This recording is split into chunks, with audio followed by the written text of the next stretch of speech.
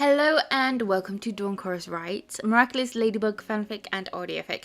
This is a two-parter written by myself, Dawn, hello, and also the artwork is done by myself. So I hope you really enjoy it. And this is part of a K-drama lyrical kind of songs. So it's like a mini-series thing. So I hope you're enjoying it. It's called Is It Me? And make sure you smash that like button down below. Make sure you comment what you think of it and make sure you subscribe so you do not miss out on other treats that are coming your way. And enjoy.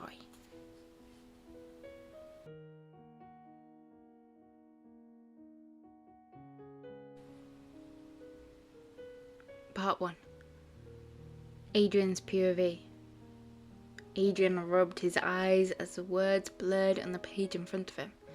Sleep hung over his head with the yearning of his arms as a pillow whilst he laid his head on the desk just for 5 minutes.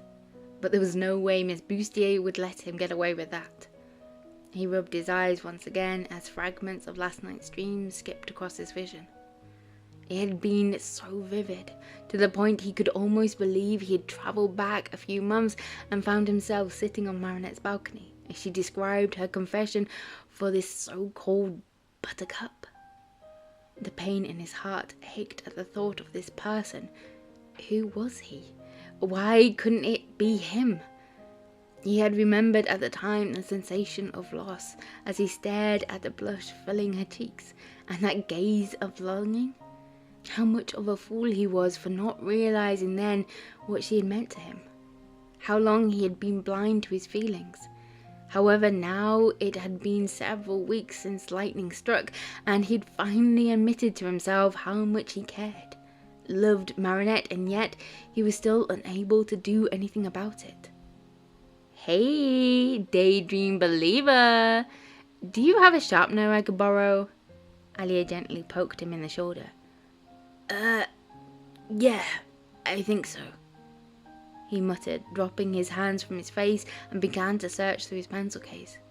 Everything all right? She leant closer and lowered her voice. He didn't know how to answer, not knowing it himself. Instead, he shrugged his shoulders and focused on the task. Found it. He spun round and without thinking, his eyes locked onto Marinette instead of Alia. Cheers.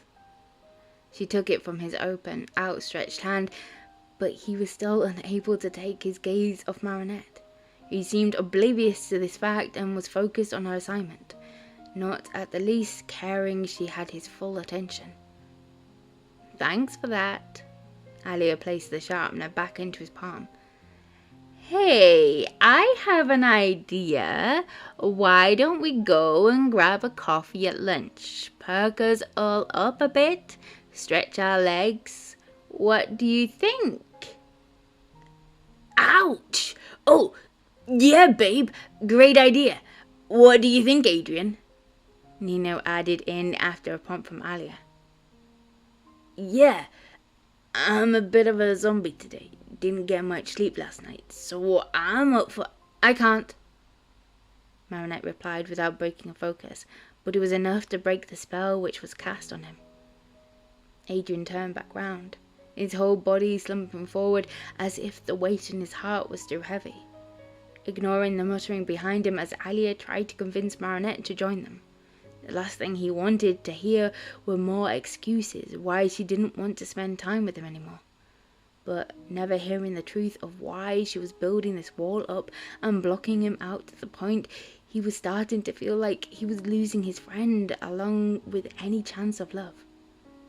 With the clock on the wall counting down the minutes he had left to finish this task, he tried to force himself to keep reading the same paragraph for the 10th time. The character's thoughts became his thoughts as the words jumbled themselves together to form a different picture in his mind.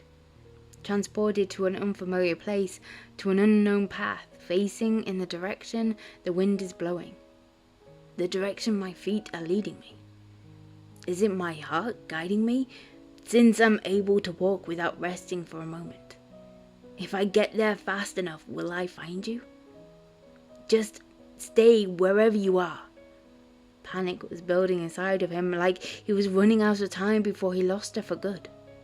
I promise, even on some day, when the sunlight was blazing down all day, since my eyes have never been blinded by anyone but you, no matter what, I don't think I can live without you, because I can't get through a day without missing you. Is it me? The one person living in your heart. The one person you miss endlessly. Even if you say I'm not, even if you say you hate me, I'll stay by your side as if I've been destined to. No matter what, I don't think I can live without you. Now I know the truth. Now I know how much you are embedded within my heart, because I now can't get through a day without missing you. His elbow gave way, causing his head to jerk forward and his eyes to pop open. Embarrassed in case anyone around him had noticed, he tilted his head slightly, left to right, but no one was looking at him, not even Nino. He didn't dare turn around to see if Marinette had, but then again, it wasn't as if she was interested in what he did anymore. The lurch in his insides when waking had made his stomach churn. Had it been a dream? Another pitiful dream? Maybe it hadn't been real, but he knew he had meant every word, every feeling. How much he longed to turn around in that moment and ask her, or prepare a special moment of confession like he'd seen in the dramas. Is it me? The one person living in your heart? Is it me? Am I Buttercup? The one person you miss endlessly? To tell her no matter what, he would always be there for her, to the point she was cemented in his heart, branded there so that even in his next life it would still be her. Even if you say I'm not, even if you say you hate me, I'll stay by your side as if I've been destined to. The school bell rang for lunch. He had run out of time to form a plan to speak with her, but he knew what he had to do, not to hold back any longer and finally confess. He spun around in his seat, taking a deep breath. Marinette, I've got to go. He noticed her bag was already packed, but her head was down, avoiding eye contact with her friends. She shuffled out of her seat, ready to beat everyone out the door. Wait! He stood up and grabbed hold of her jacket sleeve, puzzling over his own action, but he had made her pause. Was she going to stay? Allow him to talk to her? She lifted her hand off her bag strap and laid it on top of his. Oh, the tingling sensation of her skin on top of his was almost too much to bear. His heart was beating so loudly he was sure the whole class could hear it. Now all he needed was for her eyes to finally look upon his. Look at me. Please look at me. Please stay. Her fingers gripped harder on his hand and started to push downwards, the fabric slipping out of his grasp. No, no, please, no! Even though I've been overwhelmed and slow, even though I can't go a day without tears, if you just stay with me, if I can just live by your side, even if I gave you the rest of my life, I would have no regrets. Adrien, she said with a sigh as her hand gave his one last push. His hand dropped. His heart cracked. I can't. He slumped back down onto his seat as the ghost fabric clung to his fingers. Without muttering another word, Marinette brushed past him and headed towards the door. He didn't know what to do, how to act in front of so many watching eyes. I'll text you, Alia called after her before turning around to the other friends.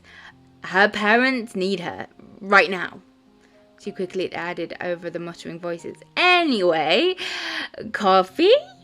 Cake? Sugar? She aimed the question more towards Adrien and Nino.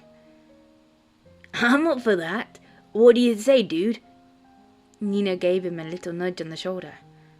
Adrien glanced around the now empty classroom, rubbing his hand over his face. I don't know. I don't know what to do. How can I speak to her? What do I say?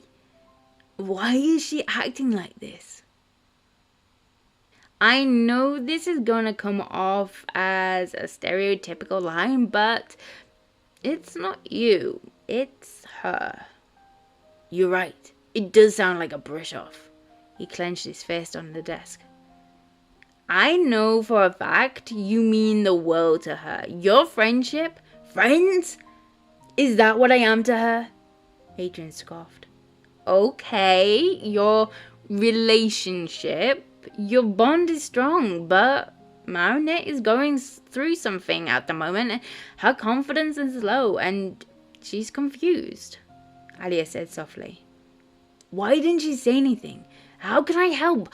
I will do anything. Time. She needs to figure something out in her head and heart. Heart? You mean this involves the boys she likes? Yeah, you could say that. It's part of it, but it's also a lot more. He's a fool. Yep, he is. Or maybe he was. Maybe he's not so blind. Maybe he needs to share some of his sunshine with Marinette to help light up her path. Alia shot Adrien a wink and a sly smile which he couldn't help igniting the spark of hope back inside of him. He let go and relaxed his aching hands, noticing the imprint of his fingernails into his palms. Babe, you lost me. Sunshine? Nino looked at them both with a puzzled expression. You get it, don't you? She stared at Adrien directly before turning to face Nino, linking her arm around his. Anyway, we had better hurry before the line gets too long at the coffee shop. You guys head. I think I'm gonna stay and finish this assignment. If you're sure, I'll bring you back something before class starts. Nino smiled, tipping his head in a knowing nod before guiding Alia towards the door. Thanks. Adrien stared at the page of text, but his mind was still filtering through his conversation with Alia and how it was the opposite of Marinette's gestures. Is it me? The one who lives in your heart. The one who misses you endlessly. Even if you don't. Even if you hate me. I'll be by your side like destiny. And that was it. He had promised himself to remain by her side no matter what. But he hadn't. He had only been thinking about himself and not what Marinette needed. The words Alia had said before, it's not you, it's her. He thought it had been an attack on him, how she had changed, but really, he failed to see that she was acting that way to everyone, not just him. She was pushing away her friends at the point she needed them the most. He slammed his textbook shut with a new determination. He was going to speak to her, not as a confession, but to show her that he can be there for her, no matter how she needed him. She was always there for him when he needed her, and now it was his turn to be there for her. His aching heart will be fine as long as he can make her happy. That would be enough. He rammed everything into his bag and flung it over his shoulder, his heart hammering in his chest. He felt clammy and sick all at the same time. But he was going to do it. He would take the first step, even if it meant breaking down the door. As he dashed out the door, he felt a reassuring tap on his chest, as if Plague could read his thoughts, and he knew exactly what Adrien was planning. However, what he wasn't planning on were for the heavens to open up with heavy rainfall. It was only water, so what if he gets a little wet, turned up at the bakery looking like he just swam there? If only he had his umbrella. Umbrella. He had lent it, gave it to Marinette on these very steps. How cute she had looked with her blushed cheeks as the umbrella closed on her. That was the moment. The seed which had remained planted inside of his heart and been growing ever since. Not a rose, not a buttercup, but a steadfast daisy that makes you smile, be happy, but most of all cherish. Lifting his bag above his head, Adrien ran out into the pouring rain, the swollen droplets causing puddles to form under his feet. But he hadn't expected to see pink pumps to stop in front of him as the canopy of a black umbrella protected him from above.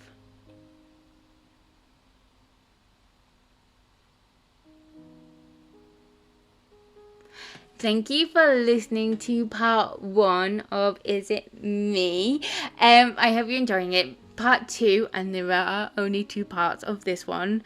I know I've said this many times, but I do mean it this time. Part 2 will be coming out very, very soon, so make sure you look out for that. Make sure you comment down below what you think of it. Oh, bless Adrien, his sweet cotton socks.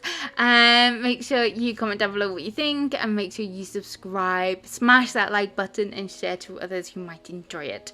And I hope you're good, and I'll speak to you soon. Bye!